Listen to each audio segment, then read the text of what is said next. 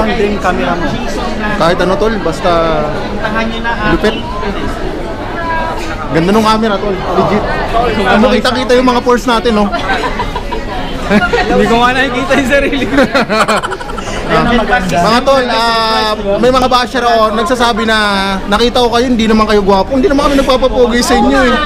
Sinasabi ko sa inyo mga tol, kung gusto ng gwapong vlogger, pumunta kayo sa mga vlogger. Walang gwapo dito, si Tol Just Dato lang. Ito yung impersonator ni Makel TV. Makel, prank ba yun, Makel? Ha? Prank ba yun? Yung sinabi mong pogi siya? Ay!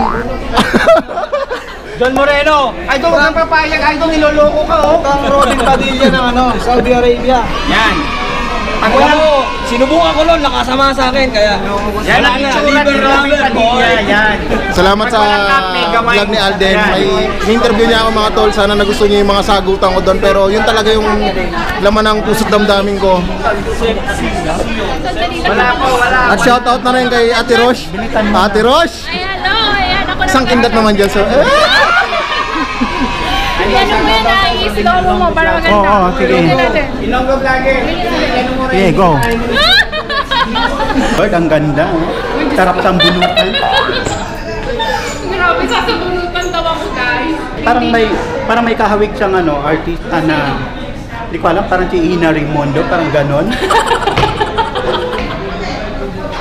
Ang dami naman, idol. Yung ina ni Ina Raimundo, hindi si Ina. Oo, yung lola ni Ina Raimundo. Hindi pala yung ina. Yung lola at lola ni Ina Raimundo.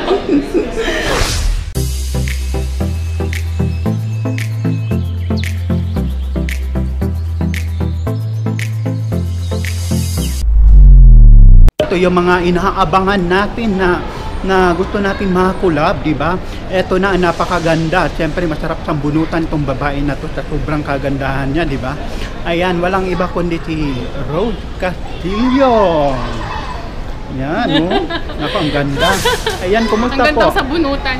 Ayos naman ako, Alden, idol. Ayan, idol ko to, guys. Si Alden. Ayan, oh, mas lalong idol ko to. Grabe. Ang ganda, no? Hindi ako makapag-adjust Hindi sa kanyang masyado, ito naman si kagandahan. idol.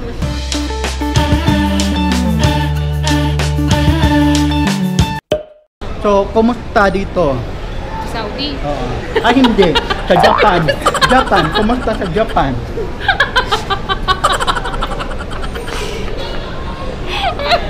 Ayos naman po, ayos naman ako. Ayun, nandito family ko sa Saudi. Kasama ko sila, guys. Yan. Meron akong 3 boys. Ako lang ang girl, ayan. Ah, okay. Puro oo nga, nakita ko nga. Boys.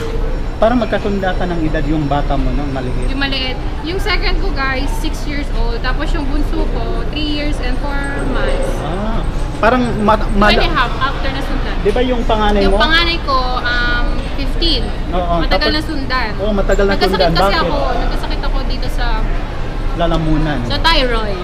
Ah, okay. Oo, meron akong hyperthyroid noon.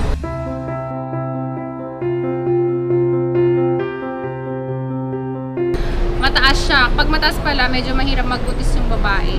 Ah, ganun. Ang alam ko lang, wala akong matris eh. Yun guys, pero ayan. Dapat guys, 4 na sila eh. Kaso nakulan ako last 2016 December. Hindi daw nabuo yung ng baby. Yun. Paano kayo napunta dito? Sabay kami nag-apply ng husband ko dito sa Saudi.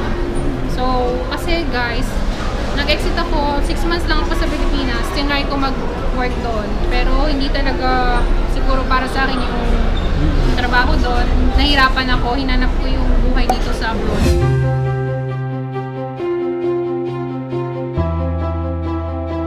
Kasi una sa transportation.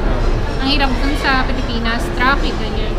Mahirap mag-adjust. Mahirap mag-adjust, kaya ako na lang yung nag-adjust. So hindi ko na-adjust, nagpunta-alon. Nag-apply kami dito ng husband ko, same agency kami. Kaya lang, nauna ko lang sa kanya dito ng 2 weeks. After 2 weeks, sumunod din husband ko dito. So sabay lang kami dumating dito sa Saudi last 2010. Ano ba ang trabaho natin dito? Ako po ay nag-work sa isang private dental clinic. Kaya, Private talaga? private. Hindi sa public? Hindi siya public, private. I don't. Pag pala yung nag-interview sa'yo medyo komedyante, hindi yung talaga may wasang tumawa, kakaloka. Kakaloka yan. Ayan. Nakapag-adjust ka na ba dito? Oo naman, adjust na.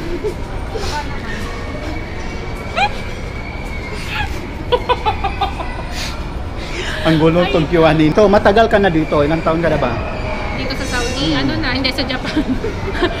Dito sa Saudi, na kami guys, magna 9 years na kami this year. Dito sila nabuo lahat. So, okay. dito made in Saudi yung dalawang kids ko. Definitely, naano mo na talaga dito yung Saudi, na-adapt mo na. Parang ganun. Oo, yung kultura ng Saudi. Oo. Oo, adapt ko na guys. Noong una mahirap, pero ngayon, okay na. Pati yung mga anak ko, sanay na rin naman sila dito sa abroad.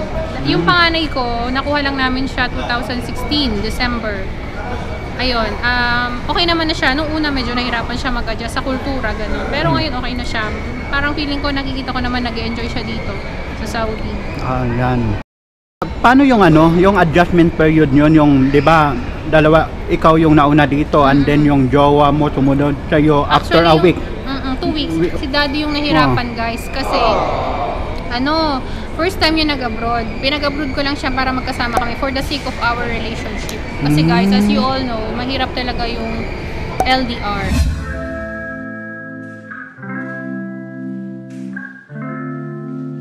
Diba? Hindi mo maiwasan yon yung LDR, maraming tukso yan, anywhere, everywhere. Pero, to make our relationship ganito, tight and strong, nag-decide ako na pumunta kaming dalawa dito. Kailangan kaming dalawa kasi gusto ko magkasama na rin kami. Kasi nga nung that time, isa lang anak namin yung panganay. Siyempre gusto ko rin lumaki yung pamilya namin. Kaya nagbuo kami ng family dito sa Saudi. Yung husband ko, nung bago siya dito, talagang siya yung nahirapan. Alam niyo ba guys, first day niya pa lang dito sa Saudi, gusto niya na umuwi.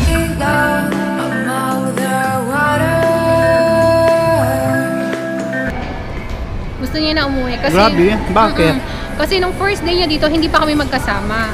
So wala pa kaming bahay. Sa accommodation pa ako, sa accommodation din siya. Gusto niya, pag dating niya dito sana magkasama kami, hindi pwede. So ang ginawa namin, buti mabait yung boss ko, binigyan kami agad ng letter para makapag, kami, dahil muna. Oo yun. Tapos after 1 month, ayan, buti na lang, mabait si God, nakakuha kami ng ng accommodation na, ng bahay namin. Yun na, itinitira namin hanggang ngayon. Doon pa rin. Matagal na kayo dyan. 9 years na kami doon. Saan? Doon sa may Hyatt Mall. Social pa lang kanilang bahay, no? Sa Hyatt Mall? Hindi sa Hyatt Ay. Mall. Sa malapit sa Hyatt Mall. Akala ko Hyatt Mall yung bahay nila. Hindi sa Hyatt. Sa likod ng Hyatt. Malapit sa Hyatt Mall. Ayan, mali ang likod. Ako na mag-adjust. Guys, alam niyo na miss ko sa Pilipinas yung yung mga happiness doon. Kasi dito sa Saudi, bahay, trabaho. Hindi ka naman pwede titigil lumabas ng ikaw lang or kayo lang. Actually, nagagawa ko na ngayon yun kasi may kids ako. Pero before, nung wala pa kami kids ni daddy, hindi ako nakakalabas mag-isa. Pero ngayon okay na kasi may mga anak naman na ako. Ang namimiss ko sa Pilipinas, guys, yung pagkain Pinoy sa Pilipinas. Mga street foods. Mahilig ako sa ganyan, guys, kasi cowboy ako eh. Mga balot, isaw, ganyan. Yung mga kwek-kwek, basta lahat ng mga Filipino food, yan namimiss ko guys sa Pilipinas. Kung paglalabas ka lang, meron ka ng kakainan, mga street foods, gano'n. Yun ang namimiss ko doon. Tsaka yung mga gala-gala, ganyan.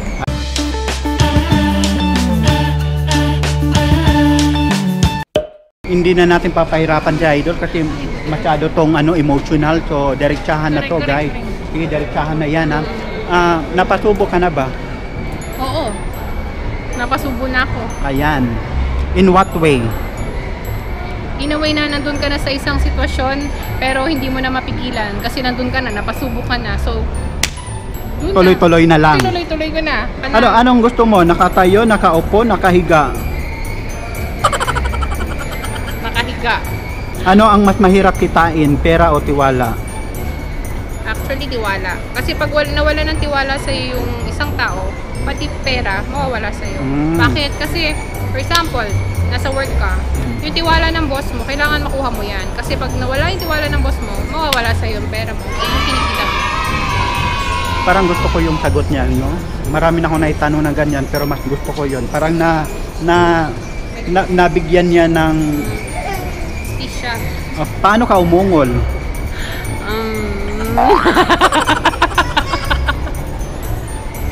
Grabe, dapat sa bahay to ganun. Balita ko mahilig ka kumanta, Yes. di ba? So ano yung theme song mo? Tattooed on my mind. Kasi nakatattoo yung asawa ko dito sa sa isip ko, sa puso ko, at sa likod ko. Ayan. Few lines nga, sample Okay. naman dyan. O, sige. And I can't get you out of my dreams. Now I know that you're a dangerous guy, and your smile is tattooed on my mind. And I can't get you out of my dreams. Wow! Wow! Palakpakan naman dyan! Grabe, ang ganda!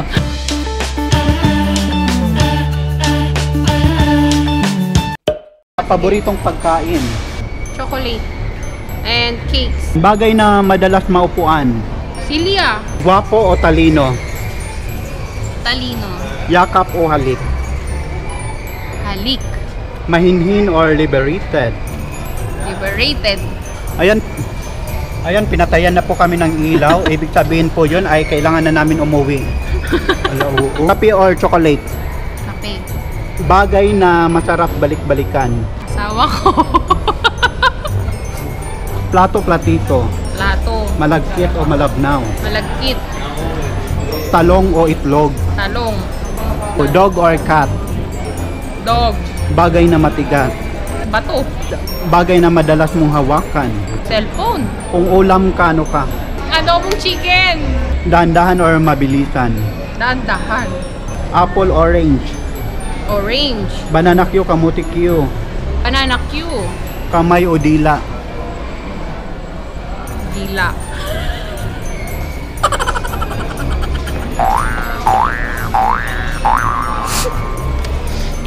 Oh, kayo na mag-adjust, di ba? Ayan!